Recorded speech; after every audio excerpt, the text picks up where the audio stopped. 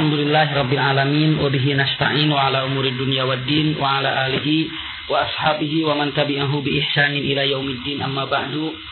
Allahumma la sahla illa ma ja'altahu sahla wa anta taj'alul hazna idza syi'ta sahla.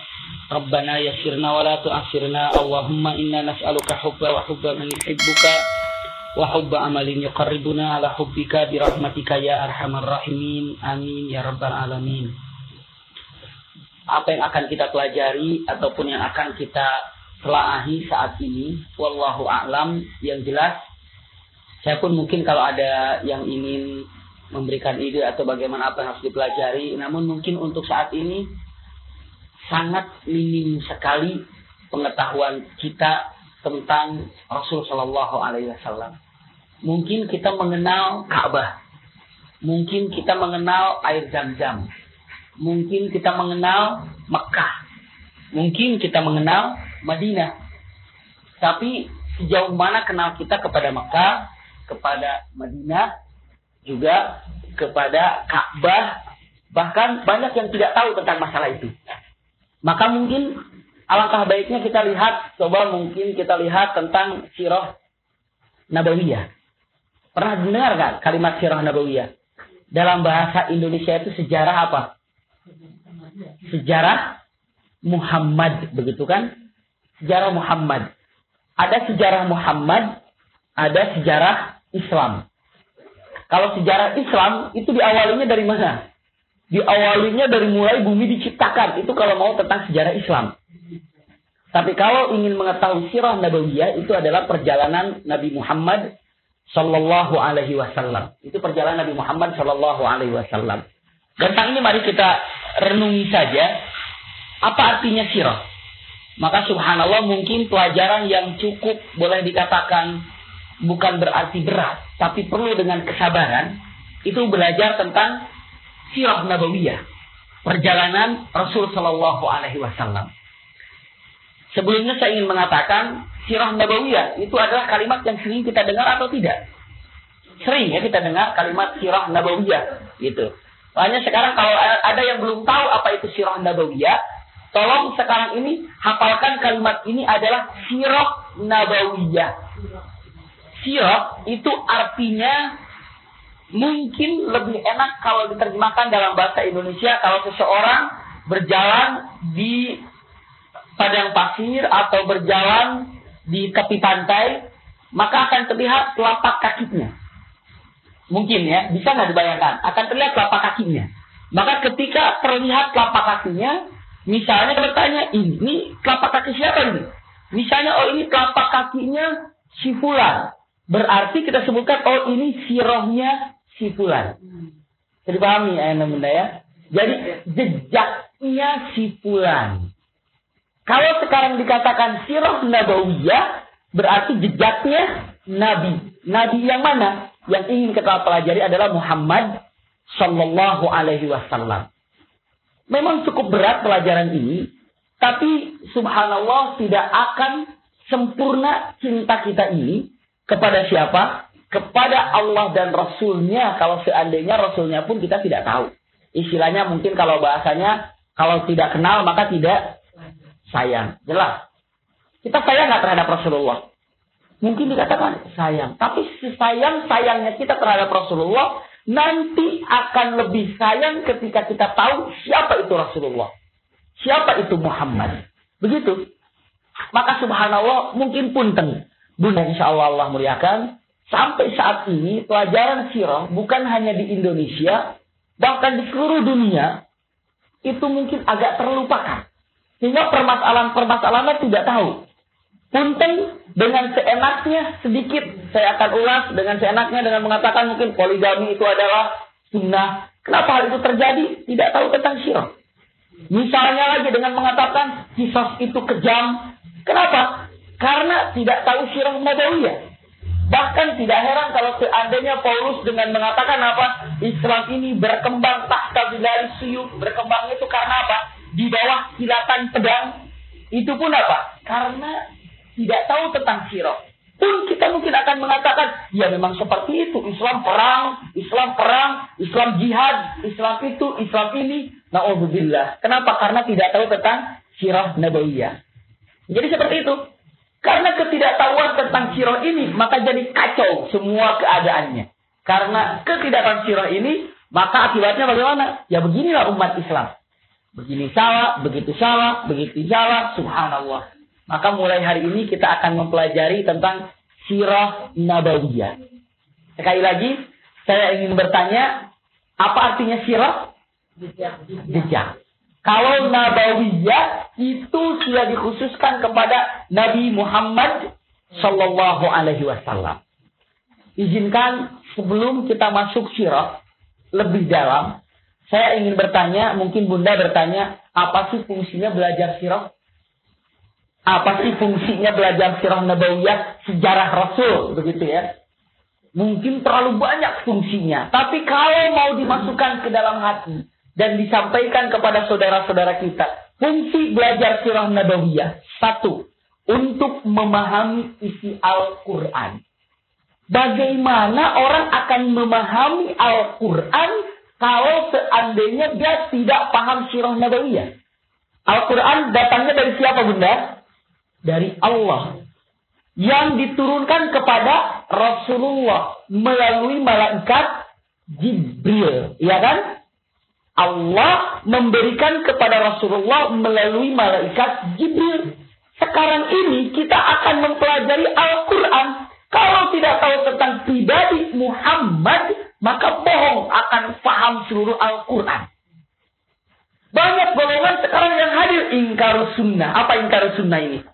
Yang tidak mengimani hadis Rasul. Pokoknya apa yang ada dalam Quran, itu hadis buang. Kenapa? Dia kira pedomannya itu ya Al-Quran saja. Hadis tidak ada. Bagaimana mungkin ini kita akan sisihkan hadis, kita akan buang hadis. Itu hanya bohong saja. Jadi Bunda, alasan kita belajar sirah untuk memahami Al-Quran. Kenapa? Karena Al-Quran ini hadir di dalam mengiringi perjuangan siapa? Rasulullah Shallallahu Alaihi Wasallam. Ketika Rasulullah mentolak salah satu daripada istrinya, Hafsah. Ditolak oleh Rasulullah Hafsah ini. Setelah itu, bagaimana cara mentolaknya? Dan bagaimana cara merujuknya? Al-Quran datang. Ya ayyuhan nabi, idza talaqtumun nisa fatalliquhunna li'iddatihinna fa'ahsul iddah. Dibetulkan oleh Allah Subhanahu wa taala. Ketika apa lagi? Misalnya, ketika ada persengketaan di antara istri-istri Nabi, disampaikan oleh Rasulullah Shallallahu Alaihi Wasallam dan diiringi dengan firman Allah Subhanahu Wa Taala. Ketika Rasulullah Shallallahu Alaihi Wasallam, bagaimana? Ya, menikahi Siti Aisyah juga ada, ataupun punten menikahi Siti Zainab binti Jahsh. Amma qada Zaidan minha wataran zawajnaka iya. Itu Allah yang menikahkannya langsung dan menghilangkan tabanni. Apa tabanni itu? Dulu di Arab ini, kalau seandainya saya mengambil anak asuh, maka anak asuh ini, misalnya anak asuh ini namanya Ali, ya. Maka Ali ini langsung kalau dibikin paspor nanti atau ditanya Ali bin dan Farid misalnya. Jadi nisbatnya kepada siapa? Langsung kepada saya. Kalau saya meninggal, maka Ali ini akan berhak mendapatkan warisan saya. Nah, dalam Islam ditidakadakan tabanni ini. Kalau mau ambil anak angkat, ya anak angkat. Tidak dinisbatkan kepada saya. Dia anak angkat. Kalau saya wafat, dia tidak berhak mendapatkan apa? Mendapatkan warisan. Seperti itu. Subhanallah. Tidak berhak untuk mendapatkan warisan. Maka pada waktu itu di zaman jahiliyah, ada ketika Rasulullah menikah dengan dengan Khadijah. Rasulullah menikah dengan Khadijah. Selesai beliau menikah dengan Khadijah, Khadijah ini memberikan hadiah kepada Rasulullah, yaitu seorang hamba sahaya ataupun seorang budak namanya Zaid. Namanya siapa, Bunda? Zaid. Zaid ini dihadiahkan oleh siapa? Khadijah. Ya Muhammad, ini hadiahku untukmu. Seorang budak namanya Zaid. diberikan kepada Rasulullah, dan Rasulullah memeliharanya dengan kasih sayang, dengan cinta, dengan pendidikan, sehingga Arab ini mengenal saking dekatnya Rasulullah dengan Zaid ini, karena hamba saya ini masih kecil, budaknya ini masih kecil, maka dinisbatkan Zaid bin Muhammad, artinya Zaid putranya Muhammad. Nah dulu seperti itu, Zaid bin Muhammad, Zaid bin Muhammad, Zaid bin Muhammad, terkenal di mana-mana. Kalau Zaid ini anaknya Muhammad, anak asli bukan? Bukan. Nah dulu di Arab, di Jahiliyah, yang namanya anak tabani ini ataupun apa, anak angkat ini harus diperlakukan dari segi nasab, dari segi harta waris menjadi anak asli. Tidak ada perbedaan. Bahkan kalau Zaid ini menikah dengan seorang perempuan, ketika Zaid misalnya ya, Zaid ini wafat, maka Rasulullah tidak berhak menikah dengan perempuan ini. Kenapa? Karena anak, ya kan?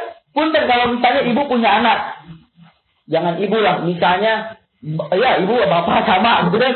Ibu punya anak, gitu. Nah, anak ibu ini nikah dengan seorang misalnya anaknya mau laki-laki atau perempuan enaknya nih? Perempuan aja. Oh, perlaki. Begitu perlaki. Jadi anaknya perempuan misalnya. Ibu sudah wafat, bapak sudah tidak ada misalnya. Ibu punya anak perempuan. Oleh ibu anak ini dinikahkan dengan seorang laki-laki. Tiba-tiba anak ibu ini meninggal. Kalau tidak paling tidak cerai misalnya kan. Nah, berhaknya ibu menikah dengan laki-laki ini? Tidak, kenapa? Karena itu sifatnya anak.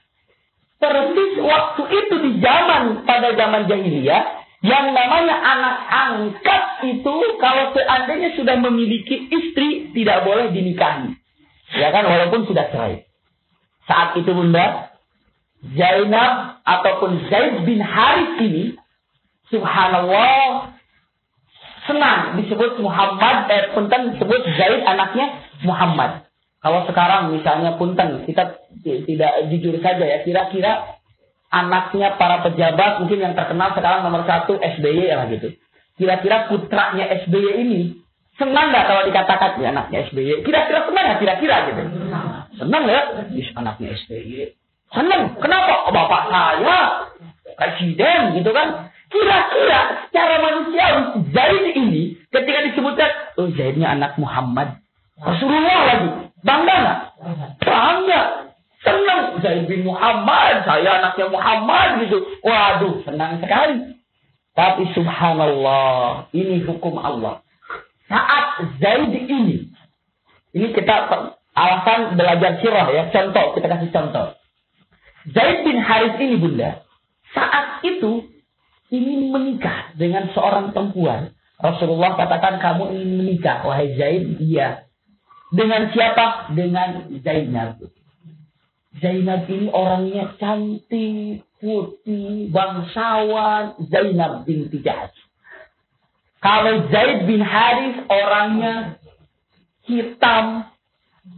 Pokoknya gimana sih? Orang hitam yang pernah ke Makkah mungkin lihat orang Takroni yang hitam seperti itu. Tapi Rasulullah ini kan saya sangat sayang sama Zaid ini. Langsung datang kemana? Mengutus kepada orang tuanya Zainab. Kata orang tuanya Zainab, anak saya akan dinikahkan kepada siapa? Dinikahkan kepada Zaid bin Muhammad. Waduh, bagaimana akan nikah dengan orang seperti itu? Maka orang tuanya mengatakan, maaf, anak saya sudah ada calon. Saat itu anaknya dengar di balik tabir, lalu keluar, ayah, apakah ayah menolak daripada lamaran Rasulullah? Yang melamar kamu bukan Rasulullah, tapi Zaid. Zaid itu orangnya budak, begini, segalanya. Sudah Islam. Lalu mengatakan, tidak apa-apa.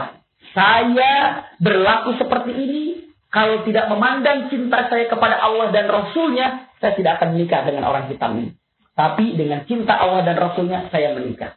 Nikahlah keduanya. Padahal ini skenario Allah. Sudah diatur. Maka minas sunnah untuk mencari jodoh untuk anak kita. Kalau misalnya kita termasuk orang kaya, jangan mencari orang yang apa ya? Lebih kaya, yang kayanya itu wah, gitu. Karena kalau anak kita dinikahkan sama orang kaya, nanti kita diapa? Maaf. Tindak dan nanti agak minder-minder dikit. Tapi kalau hanya dibawa orang yang bawah sekali gitu, cara nyetrika aja nggak tahu misalnya, ngidupin remote dia nggak tahu misalnya kan, nanti akan apa jadinya? Jadi cari yang sebaya. Cari yang sebaya. Misalnya Cipulan dilihat, ini gimana ya laki-laki ini atau perempuan ini, wah sama-sama kita kayaknya nih, ekonominya sama, ininya sama, itunya sama, jadi gitu kan. Jangan terlalu bawah, jangan terlalu tinggi. Juga kalau misalnya jangan terlalu cantik, jangan terlalu jelek, sedang-sedang aja semuanya, gitu kan. Seperti itulah kira-kira gitu. Nah subhanallah, ternyata karena ketidakseimbangan daripada sifat, maka terjadi percekcokan, dalam arti kata ada permasalahan. Memang sudah skenario Allah. Subhanallah, dengan permasalahan ini Bunda, punten, dicerailah Zainab binti Jahash oleh Zaid ibn Harith. Atau waktu itu namanya Zaid bin Muhammad. Selesai, dicerai. Saat dicerai, Rasulullah sah tidak untuk menikah Zainab pada waktu itu? Tidak boleh. Kenapa? Karena hukum tabanni ini pada waktu itu sah. Tapi Islam untuk merubah ini, langsung Allah nikahkan Rasulullah dengan Zainab. Seolah-olah rontok habis semua tabanni ini. Bisa dipahami Bunda? Sekali lagi ya. Tabanni itu dan posisi anak yang namanya anak angkat gitu ya. Di zaman dulu jahiliyah harus seperti anak kita sendiri.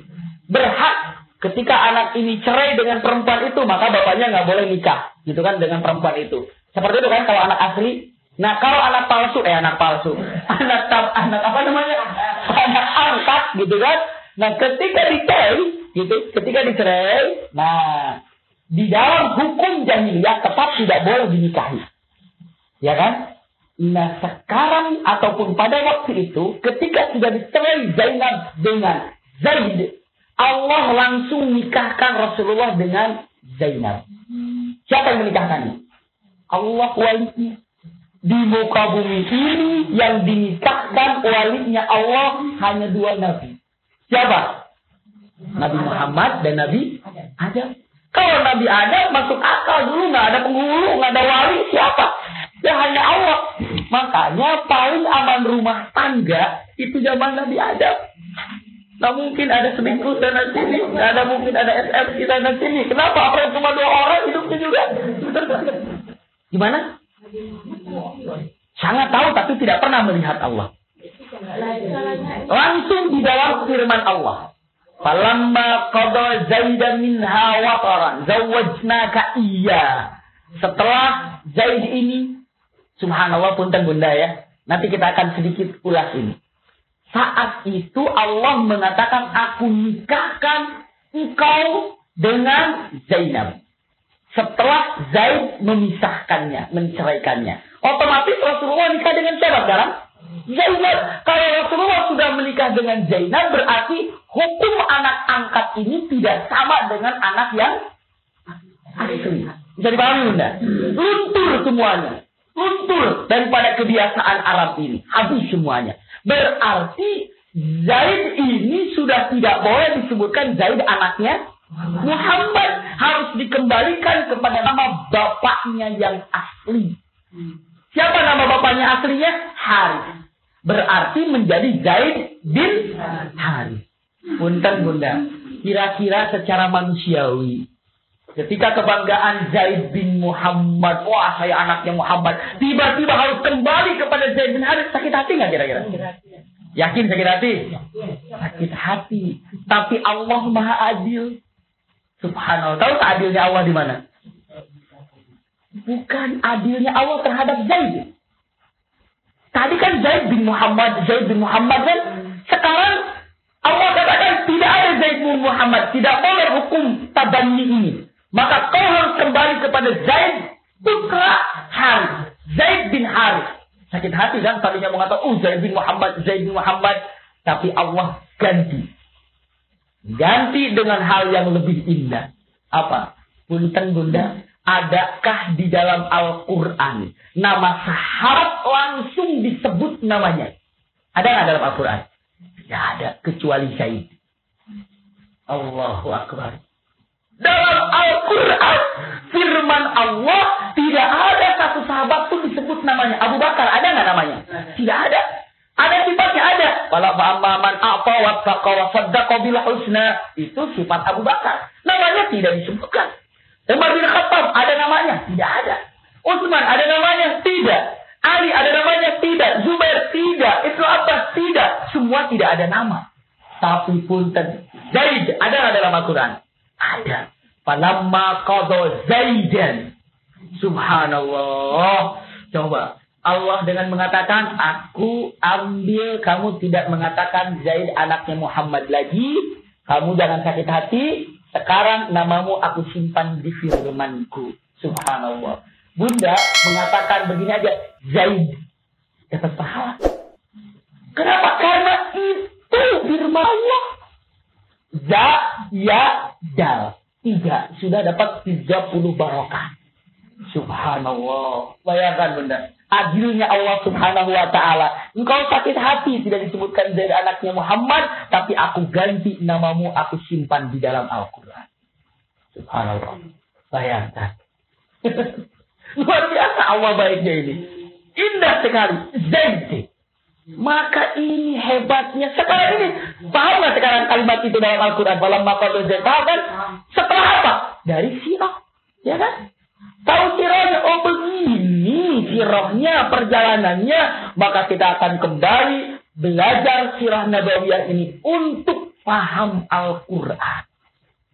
Untuk mengerti Al-Quran. Bohong orang ahli tafsir, ahli Quran kalau tidak tahu sirah Nabawiyah. Bohong. Sekali lagi saya katakan. Bohong, seseorang, saya ahli tafsir, saya adalah ahli mufassir, saya adalah tahu tentang tafsir Al-Quran, kalau tentang sirah saja tidak tahu.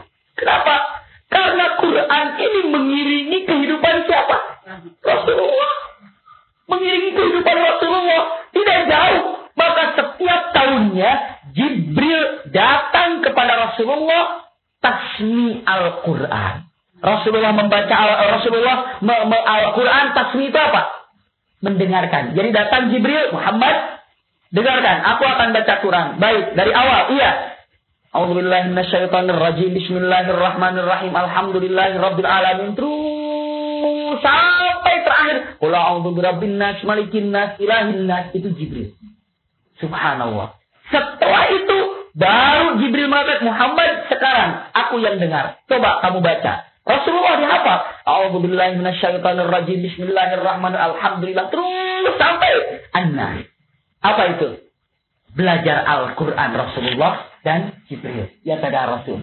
Tiap tahun, tepatnya pada bulan Ramadan. Ya kan? Jadi sebelum Ramadan, Jibril membacakan Al-Quran, Rasulullah mendengarkan. Dan Rasulullah membacakan Al-Quran, Jibril mendengar. Dan kalau ada yang tidak tahu, Rasulullah dikasih tahu oleh Jibril. Ini maksudnya. Ini maksudnya. Subhanallah.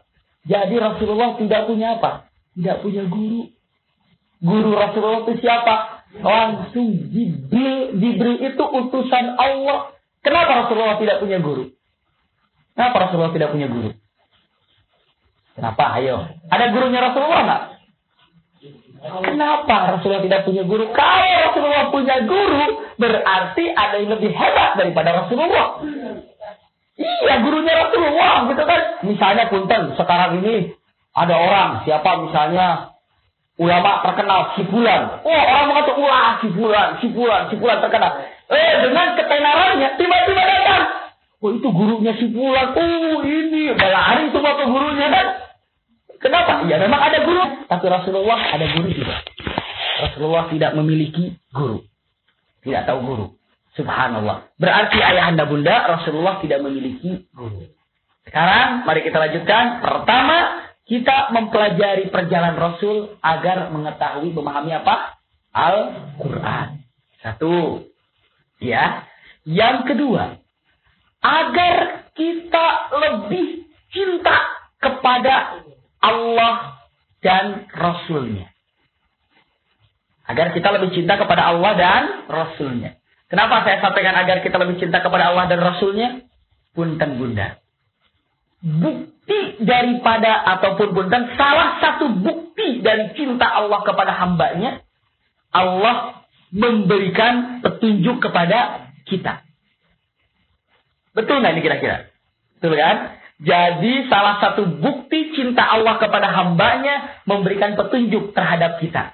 Ini kamu harus begini loh, harus begini loh. Dan raknya yang memberikan petunjuk, Allah utus para nabi. Allah utus para rasul. Apa tugasnya para nabi dan para rasul? Untuk apa? Untuk menyampaikan wahyu. Wahyu kepada siapa? Kepada kita. Agar kita apa? Agar tidak tersesat. Kalau tidak tersesat, insya Allah selamat. Bukti dari sayang Allah subhanahu wa ta'ala, Allah kirim Adam. Allah kirim Nuh. Allah kirim Ibrahim, Allah kirim Yahya, Allah kirim Zakaria, Allah kirim Musa, Allah kirim Isa, Allah kirim Nabi terakhir Muhammad sallallahu alaihi wasallam. Nah itulah yang dikirim oleh Allah subhanahu wa ta'ala. Mungkin ada pertanyaan, buat apa ya para nabi diutus oleh Allah subhanahu wa ta'ala? Kalau buat apa? Untuk menyampaikan wahyu. Agar apa? Allah memberikan atau bukti apa Allah memberikan wahyu ini? Ya, pembuktian bahwa Allah ini sangat mencintai kita. Terpahami ya? Tujuan kedua, ataupun agar mencintai Allah dan Rasulnya. Bukti cintai Allah, Allah utuskan salah satu para nabi, para rasul. Salah satunya itu. Mengutus para nabi dan para rasul. Yang lainnya nggak usah dihitung. Kasih sayang Allah ini. Memberikan semua kesehatan, memberikan udara, memberikan kesehatan, tangan yang sempurna, mata yang sempurna, kaki yang sempurna. Itu tidak usah dibayangkan. Karena apa? Yang penting itu hati sempurna daripada wujud. Tapi kalau seandainya hatinya tertutup, ya apa boleh apa boleh buat, nggak bisa apa-apa gitu kan, jelas gitu. Subhanallah, mari kita lihat. Setelah itu bunda, fungsi daripada mencintai Allah tadi sudah sampaikan, dan mencintai Rasulnya. Bagaimana kita akan cinta terhadap Rasul? Terutama punten saya ingin katakan kepada bunda, Ar-Rasul Sallallahu Alaihi Wasallam sebelum wafatnya, sekali lagi, terakhir daripada khutbah wada'nya, subhanallah, saya agak merinding. Kenapa? Ketika Rasulullah mengatakan, innamal mu'minuna ikhwah, sambil tangannya katakan ini, sesungguhnya orang mukmin itu bersaudara. Itu kan penting kan, kalimat itu kan sangat penting. Selanjutnya amanahnya lagi dengan mengatakan as-salatu as-salatu as-salat. Salat. Gitu kan? Setelah itu apa? Az-zakatu az-zakat. Zakat. Jangan lupa maksudnya. Subhanallah. Setelah itu apa? Ini kan sesuatu yang paling penting kan? Persaudaraan penting. Salat penting. Setelah zakat penting. Kalimatnya istausu bin nisa'i khaira. Berlemah lembutlah, berbuat baiklah kepada kaum wanita. Subhanallah, ini Rasulullah ini. Padahal dia menceritakan tadi yang paling penting. Lalu setelah itu berbuat baiklah terhadap kaum wanita. Itu amanat Rasulullah kepada seluruh manusia. Berbuat baiklah kepada kaum wanita. Lemah lembutlah kepada kaum wanita. Fa innahunna mustahlalatun billah. Sesungguhnya wanita kalian ini yang halal ini, engkau halalkan karena atas nama Allah. Subhanallah. Jadi kalimatnya ini perempuan di dalam wasiat-wasiat Rasulullah ada. Dan adanya berdampingan dengan sholat. Berdampingan dengan persaudaraan. Subhanallah. Setelah itu di Mekah beliau mengatakan seperti itu. Sebelum pulang Rasulullah setelah haji wada'nya kan, Rasulullah mengatakan, ini hari apa? Tanya kan? Ini disebutnya, ini bulan apa? Bulan Dzulhijjah, para sahabat. Ini namanya Kota Mekah. Iya, kota Mekah. Ini tanah apa namanya? Dia bilang tanah haram. Semua akan menjawab. Lalu Rasulullah mengatakan, aku haramkan mulai hari ini untuk permusuhan. Kembali lagi dengan mengatakan persaudaraan. Dan aku haramkan dari mulai hari ini untuk menyakiti para kaum wanita. Subhanallah. Bayangkan. Istausu bin nisa'i khairan. Kalimatnya luar biasa. Coba kita nggak pernah diungkap kalimat wasiat-wasiat Rasulullah ini. Setelah itu as-salatu as-salat. Dia persaudaraan. Setelah persaudaraan wasiat terhadap wanita. Setelah itu apa? Setelah itu masalah salat.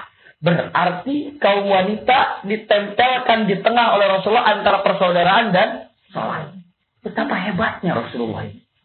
Mau wafatnya pun Rasulullah mengatakan as-salatu as-salat wastausu bin nisa'i khaira. Aku khawatirkan kepada kalian dua perkara. Satu, kalian tinggalkan salat. Yang kedua, kau mencoohkan wanita.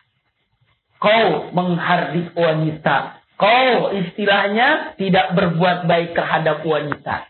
Subhanallah. Coba dilihat ini sirah nabawiyah. Kenapa harus dipelajari itu? Lihat Rasulullah.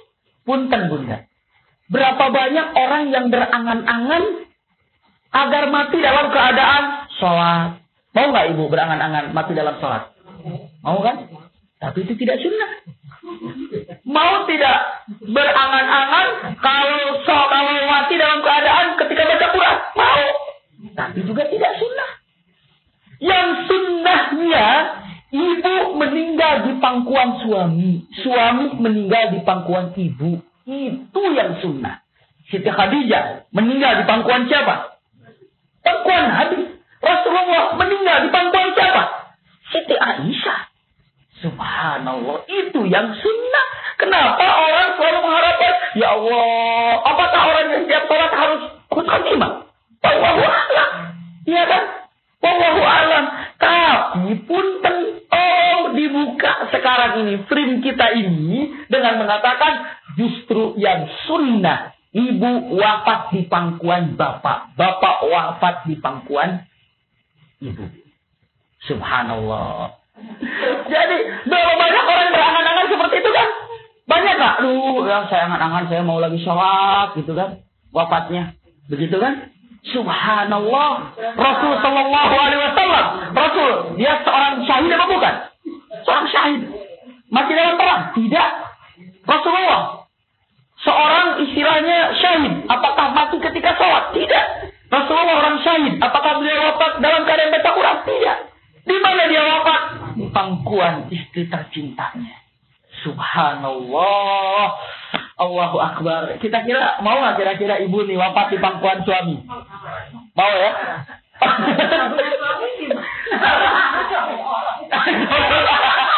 Ya udah cari dokter aja kalau itu, kalau saya pinjam gitu. Ya kalau suami tidak ada, paling terdekat anak. Anak, silakan. Apanya itu? Ya suruh pura-pura nyender aja gitu kamu.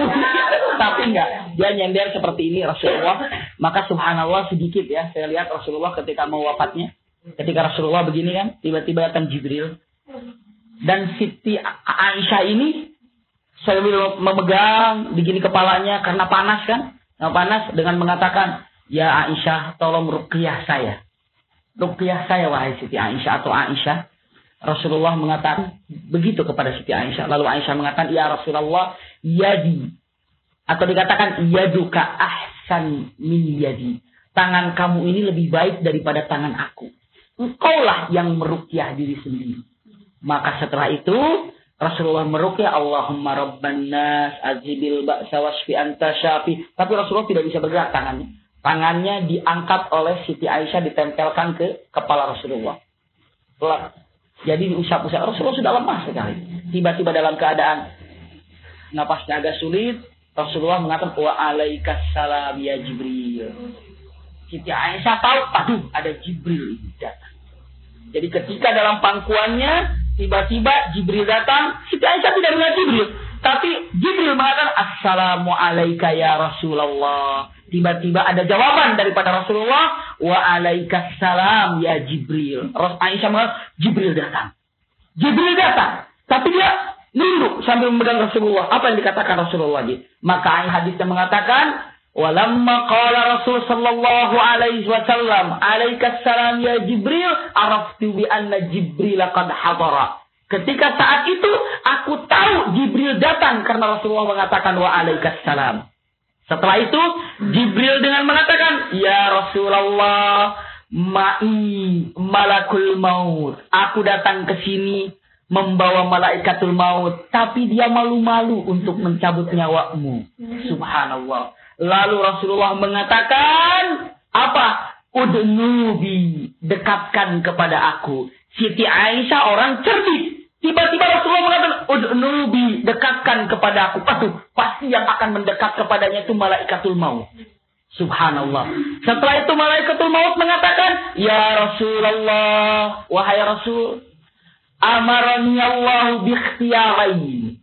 Aku disuruh Allah untuk memperlihatkan dua perkara, dua pilihan. Apakah engkau mau hidup atau engkau mau mati? Siti Aisyah tidak mendengar apa-apa. Tapi Rasulullah mengatakan, la ad-dunya. Rasulullah mengatakan, tidak, aku tidak mau dunia. Ar-rafiqul a'la, ar-rafiqul a'la. Siti Aisyah mengatakan, ketika Rasulullah mengatakan ar-rafiqul a'la, ar-rafiqul a'la, aku yakin malaikatul maut memberikan dua pilihan. Mau dunia atau mau akhirat. Dan Siti Aisyah sangat yakin kalau Rasulullah ini tidak akan memilih saya. Dan Rasulullah tidak akan memilih para sahabatnya. Rasulullah tidak akan memilih anak-anaknya. Tapi Rasulullah akan memilih Allah subhanahu wa ta'ala. Maka jawabannya jelas. Ar-rafiqul a'la, ar-rafiqul a'la. Didekap oleh Siti Aisyah. Karena ketika Rasulullah mengatakan ar-rafiqul a'la, ar-rafiqul a'la. Sudah jelas di saat-saat terakhir dipegang oleh Siti Aisyah. Dan tidak lama kemudian terasa berat badannya. Karena memang sudah wafat. Dan Siti Aisyah wafat, Rasulullah dia tidak bisa berbuat apa-apa, hanya dia membuka pintu masjid yang antara kalau sekarang disebut raudah, ya. Jadi raudah ini antara kamar Rasulullah dengan mimbarnya Rasulullah, dan para sahabat menunggu khawatir apa yang terjadi. Semua ada para sahabat di luar. Dalam arti kata di masjid. Karena Rasulullah ketika keluar rumah langsung ke masjid. Seperti itu rumahnya. Dan para sahabat begitu menunggu apakah Rasulullah sehat, Rasulullah sakit, Rasulullah mau keluar. Tiba-tiba Siti Aisyah membuka pintu, di mana pintu itu tidak pernah dipakai oleh siapapun kecuali Rasulullah keluar dari rumahnya. Jadi pintu ini tidak pernah ada yang keluar dari pintu itu kecuali siapa? Rasulullah. Siti Aisyah membuka pintu itu. Semua para sahabat melihat, dikiranya Rasulullah akan keluar. Tiba-tiba Rasulullah ini sudah tidak ada kan? Maka yang keluar hanya suara Siti Aisyah dengan mengatakan, maka Rasulullah wafat, Rasulullah sudah wafat. Yang pertama berdiri adalah Sayyidina Utsman. Lari, kenapa? Sambil pegang kepalanya, sambil menangis, pergi jauh, menyendiri, menangis habis-habisan. Subhanallah. Siti ataupun Umar bin Khattab pun menangis. Abu Bakar pun menangis. Semuanya dalam keadaan berkabung pada waktu itu. Subhanallah. Bagaimana tahu ini? Ketika kita melihat apa? Sirah Nabawiyah. Subhanallah. Begitu banyak sirah ini. Bagaimana Rasulullah ketika wafat. Bagaimana Rasul Sallallahu Alaihi Wasallam ketika wajah terhadap para sahabatnya. Subhanallah, pada hari itu bunda ayahanda dimandikan, Rasulullah dimandikan. Yang membolak-balikan badannya Abbas. Yang menyirami airnya Sayyidina Ali. Yang menggosoknya Tolha. Yang membersihkannya Zaid ibn Haris. Yang memandikan. Jangan dikira Rasulullah tidak dimandikan. Mandikan. Setelah itu subhanallah, yang paling hebat Abu Bakar Siddiq datang ke hadapan Rasulullah. Dengan wajah meninggalnya Rasulullah tersenyum. Maka Rasulullah ini dipegang oleh Abu Bakar. Didekap untuk perpisahan terakhir dengan jasadnya. Dengan mengatakan, tahayyan wa mayyitan. Wajahmu Rasulullah selalu tersenyum, baik dalam keadaan hidup ataupun dalam keadaan mati. Didekap oleh siapa? Oleh Rasulullah, oleh Abu Bakar As-Siddiq. Setelah itu disolatkan satu persatu. Selesai dibawa, dimasukkan ke dalam kuburnya, lubang kubur. Semua bingung. Bingungnya kenapa? Bagaimana ketika sudah pasir dimasukkan, tiba-tiba Siti Fatimah, anaknya yang paling dicintai, tiba-tiba berteriak dengan mengatakan, "Ya ashabi, kaifa turassitura bi Rasulillah?" Bagaimana engkau menutup badan Rasulullah dengan padang pasir? Apakah tidak kasihan dengan Rasulullah? Semua sahabat tidak tega. Apa harus menutup Rasulullah dengan padang pasir? Setelah itu diam semuanya. Tapi Anas bin Malik, lalu Abu Bakar dengan mengatakan, "Ini minas sunnah, ayo kita tutup sama-sama." Subhanallah, ada salah seorang sahabat. Semua kagum mungkin Zubair bin Awam. Ketika Rasulullah ini baru mau dikuburkan sedikit, jadi sudah tertutup lubangnya. Sudah mulai tertutup. Dia mengatakan, khatamku tertinggal. Apa yang tertinggal? Khatam, cincinku tertinggal di dalam. Enggak usah, biarkan saja. Enggak, aku mau ambil cincin itu. Akhirnya dipersilahkan untuk turun Zubair. Bunda tahu apa yang dilakukan. Dia gali lagi. Lalu dia peluk Rasulullah dengan mengatakan, "Ya Rasulullah, aku ingin menjadi orang yang terakhir memeluk jasadmu." Subhanallah. Allahu Akbar. Bayangkan bagaimana cintanya para sahabat. Sambil jenazah Rasulullah kan sudah dibuka kan, sudah diperlihatkan ke kiblat. Lalu dia dekat dengan mengatakan, "Ya Rasulullah, aku ingin sekali berangan-angan bahwa aku ini orang yang terakhir memeluk jasadmu. Aku Zubair ibnu Awam, ya Rasulullah." Dipeluk. Setelah itu dilepaskan lagi. Lalu naik lagi ke atas sambil menangis. Ada cincinnya. "Aku enggak kehilangan cincin." "Apa yang kau inginkan?" "Enggak, aku ingin memeluk Rasulullah saja." Pintar. Subhanallah, akhirnya ditutup semuanya. Malam itu Madinah tidak ada yang bisa tidur semuanya. Istri sama suaminya seperti lagi berantem. Anak-anak seperti lagi berantem semuanya. Dalam arti kata, kalau suami sama istri lagi berkelahi, lagi ada masalah, tanya-tanya enggak? Enggak, diam aja. Tidur pun tidak berhadapan. Istrinya ke sana, suaminya ke sana. Dilihatnya semuanya pada menangis. Subhanallah. Begitu keadaan Madinah. Semuanya berkabung seperti itu. Suami istri selama 1 minggu nggak saling bertanya. Kenapa? Semuanya dalam keadaan sedih. Cuma makan, berkabung semuanya. Sampaikan Rasulullah sehari besoknya. Siapa? Muadzin Rasulullah siapa?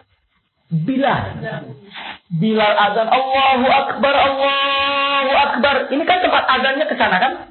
Ini adalah rumahnya Rasulullah di sebelah kiri. Ya kan? Rumah di sebelah kiri. Rumahnya siapa?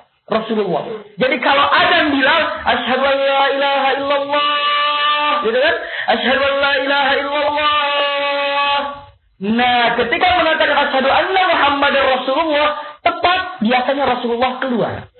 Asyhadu anna Muhammadar Rasulullah, sambil dia melihat ke kiri. Itu kebiasaannya dan Rasulullah keluar.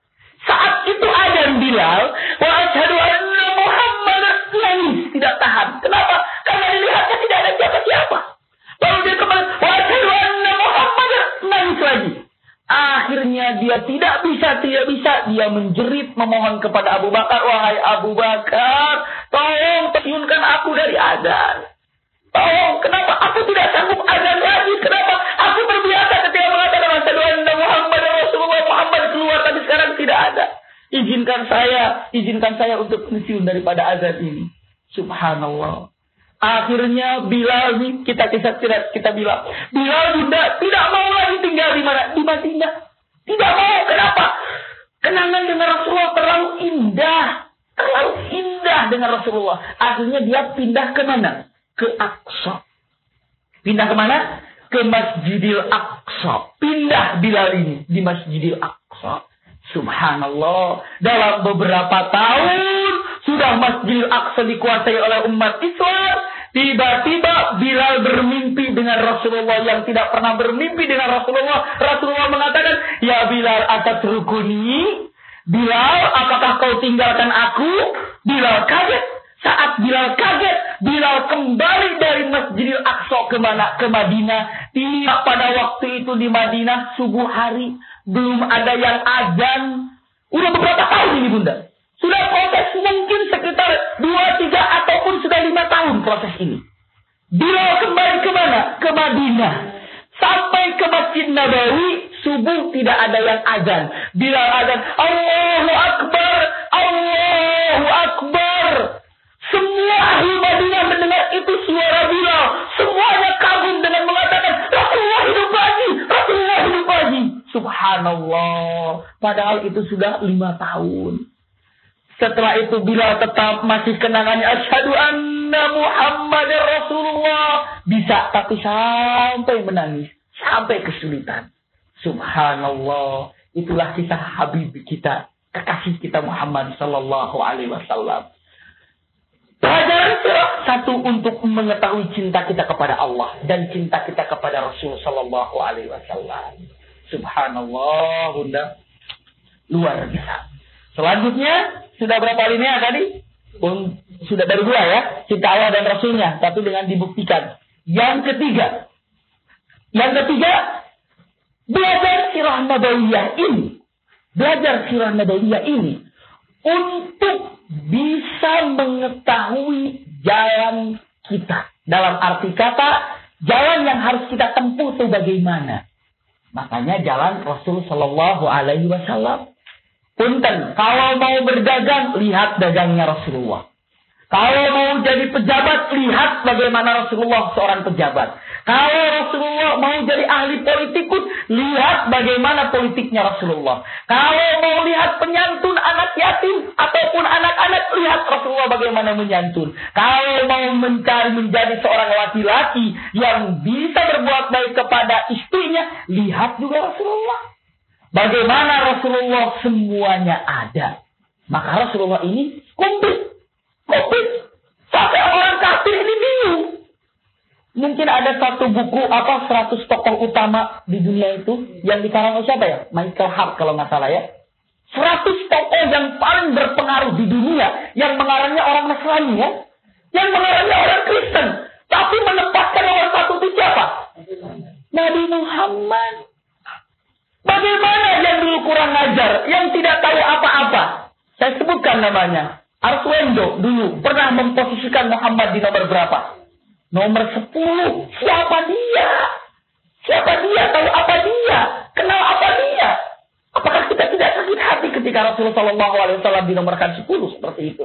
Michael Hart saja yang menjalin dengan mengatakan 100 tokoh utama yang berpengaruh di dunia ini ditempatkan Rasulullah nomor 1. Sekarang siapa dia menempatkan Rasulullah di nomor 10? Di bawah siapa? Di bawah Bung Karno. Di bawah siapa? Di bawah Jenderal Anu. Jenderal Anu siapa dia? Tidak ada bandingannya. Jibril saja mau datang. Malaikatul Maut saja mau datang. Jibril ini apa membawa Malaikatul Maut? Dia malu-malu mau bicara sama kamu. Siapa yang mau bisa seperti itu? Subhanallah. Lihat Rasulullah. Rasulul Karim. Jadi ketika kita mempelajari sirah, kita lebih tahu. Oh begini sifat Rasulullah itu. Oh begini keadaan Rasulullah itu. Oh begini kalau berbicara Rasulullah itu dengan anak-anak, dengan istri, dengan pejabat, dengan pedagang, dengan sahabatnya, dengan musuhnya, dengan orang yang sakit. Seperti itu. Punten Bunda. Punten Bunda, saya ingin memberikan satu hal yang sangat luar biasa. Tidak ada di dalam kehidupan Rasulullah yang hilang sejarahnya. Tidak ada. Tidak ada kehidupan yang hilang dalam sejarah Rasulullah. Tidak ada. Sekali lagi, tidak ada, semuanya lengkap. Semuanya sempurna. Dari mulai Rasulullah dikandung sampai Rasulullah lahir, masa kecilnya jelas, masa mendapatkan muda atau masa mudanya jelas, masa mendapatkan wahyu jelas, masa nikah jelas, masa hijrah jelas, masa perjuangan jelas, masa bergaulan dengan istrinya jelas, masa wafatnya pun jelas. Tidak ada nabi yang seperti itu lengkap. Siapa? Nabi Isa alaihissalam. Tidak lengkap. Tidak lengkap. Coba, dari umur berapa tahun? Dari umur, wallahu alam saya agak lupa, tapi di dalam Injil disebutkan Isa hilang ketika umur Berapa tahun? Kalau tidak keliru, sekitar umur 20 ataupun 19 atau 20 tahun. Hilang. Diceritakan lagi ketika dia umur 33. Berarti sekitar 13 tahun, 14 tahun tidak ada satu orang pun. Ngapain saja dia? Yesus itu selama 13 tahun. Di mana dia? Kok majhul? Kok tidak diketahui? Tapi Rasulullah lengkap semuanya. Makanya subhanallah ada hadis tentang Rasulullah. Itu kelengkapan kita. Hadis Rasulullah itu ada hadis Sahih Bukhari, Sahih Muslim. Maka subhanallah ini awal kita untuk mendekatkan diri ya Rasulullah. Kita ini sangat mencintaimu ya Rasulullah. Seperti itu. Bunda, Rasulullah sudah memberikan satu kotak khusus seolah-olah. Barang siapa yang mencintai aku, padahal dia belum pernah melihat aku, maka aku siapkan untuknya tempat di surga Firdaus bersamaku. Subhanallah. Maka mulai hari ini Bunda, walaupun baru pembukaan sirah, tolong mohon kepada Allah dengan mengatakan, ya Allah, jadikanlah aku sebagai teman kekasihmu Muhammad sallallahu alaihi wasallam di surga Firdausmu. Subhanallah. Jujur Bunda, pernah nggak minta seperti itu kira-kira? Mulai hari ini minta, ya Allah, jadikan aku ini sebagai teman di surga Muhammad sallallahu alaihi wasallam. Bagaimana? Subhanallah, karena kita tidak tahu. Maka subhanallah, sebagai penutup saya ingin mengatakan, sebelum ngobrol agak jauh, ada pembantunya Rasulullah. Mungkin ini pernah saya sampaikan, tapi ini berhak lagi untuk saya sampaikan. Pembantunya Rasulullah ini kalau Rasulullah datang, beliau apa yang dia kerjakan? Dengan mengatakan Assalamualaikum ya Rasulullah, setelah itu sendalnya beliau dibersihkan dan diarahkan keluar. Sehingga kalau dia nanti keluar tidak usah sulit-sulit kan, tinggal sup pakai. Satu saat dari masjid Rasulullah terlambat datang Bunda. Telat datangnya. Pemuda ini Sauban namanya, aduh kemana nih Rasulullah belum datang, Subhanallah, tiba-tiba Rasulullah datang. Saking cintanya kepada Rasulullah, lalu dengan mengatakan, wahastani ya Rasulullah, kau membuat aku resah. Kemana saja ya Rasulullah? Seperti itu. Mungkin kalau ibu jalan-jalan di mall, tiba-tiba anak tidak ada. Pas ketemu anak, kira-kira mau diapakan kira-kira? Dipeluk sambil kemana saja, Pak? Sambil agak marah-marah sedikit kan? Maksudnya kemana sih, Pak? Kemana aja tidak? Itu marahnya itu karena apa? Saya panik, gitu kan? Panik, persis seperti itu. Siapa itu? Saya wahastani ya Rasulullah. Kepada saja aku ini khawatir kepadamu ya Rasulullah. Rasulullah tersenyum. Ana bi khair. Aku baik-baik saja. Setelah itu sambil dipegang tangannya, ya Rasulullah. Saya langsung terjemahkan. Antar Rasul. Wa makanuka firdausil a'la. Kamu ini seorang Rasul. Kamu ini seorang kekasih Allah. Kalaupun kau mati nanti, kau tempatnya di mana? Surga Firdaus. Sementara aku ini ya Rasulullah, kalau mati di surga yang mana? Sementara aku ini di dunia saja tidak bertemu beberapa jam saja, rinduku ini sudah tidak bisa aku bendung. Bagaimana kalau di akhirat nanti engkau di Firdausul A'la, aku di mana? Bagaimana aku mau bertemu sementara aku tidak bisa berpisah denganmu ya Rasulullah. Rasulullah tersenyum dengan Sauban. Ini tolong dicatat di dalam hati kita masing-masing. Yub'atsul mar'u ma'aman ahab. Sesungguhnya di akhirat nanti manusia akan dibangkitkan dan akan ditempatkan bersama orang yang diidolakan, yang dicintainya ketika di dunia. Subhanallah. Ketika Bunda mengidolakan misalnya Madonna, akan dibangkitkan bersama Madonna dan ditempatkan dengan Madonna nanti di akhirat. Madonna di surga di mana? Allahu a'lam. Ketika Bunda mengidolakan misalnya Maria Carey misalnya, akan dibangkitkan bersamanya dan akan satu grup bersama mereka. Man tashabbaha biqaumin fahuwa minhum. Barang siapa yang mengikuti gaya-gayanya, ia termasuk daripada golongannya. Yang sudah jelas saja, kita cinta kepada Rasulullah, kita akan dibangkitkan bersama Rasulullah, ditempatkan bersama Rasulullah. Itu panutan kita. Siapa panutan kita? Bener nih. Amin ya rabbal alamin. Kalau panutan kita Rasulullah, mudah-mudahan segalanya, cinta apapun bukan nomor 1, nomor 2, nomor berapa. Tapi cinta yang harus diutamakan, cinta kepada Allah dan Rasulnya. Maka dalam firman Allah, walladzina amanu asyaddu hubban lillah. Sesungguhnya orang yang beriman itu cintanya lebih keras kepada Allah Subhanahu wa taala, lebih kuat kepada Allah Subhanahu wa taala. Ada ini, waduh, apa yang harus saya perhitungkan ini? Apa yang harus saya perhitungkan? Ikhtiar, ini apa ini? Ini apa ini? Oh, ternyata ini ada unsur Allah, ambil. Oh, ini jelek, buang. Oh, ini unsur ada Rasulullah, cinta Rasul, ambil. Subhanallah. Bagaimana kalau ya Allah, aku cinta engkau, ya Rasul, aku cinta engkau, tapi perintahnya saja tidak pernah ditaati. Nah, bablas. Jadi alangkah baiknya sebagai pembukaan daripada sirah Nabawiyah ini, saya sudah mengatakan 4 daripada fungsi, 4 atau 3? 3 daripada fungsi belajar sirah Nabawiyah itu yang ringkasnya. Jazakumullah khair ala husni istimaikum. Mudah-mudahan manfaatnya. Mungkin kalau ditanyakan, silahkan. Syukran. Ala husni istimaikum. Mudah-mudahan manfaatnya. Mungkin kalau ditanyakan, silahkan. Syukran. Ala husni istimaikum. Mudah-mudahan manfaatnya. Mungkin kalau ditanyakan, silahkan. Syukran.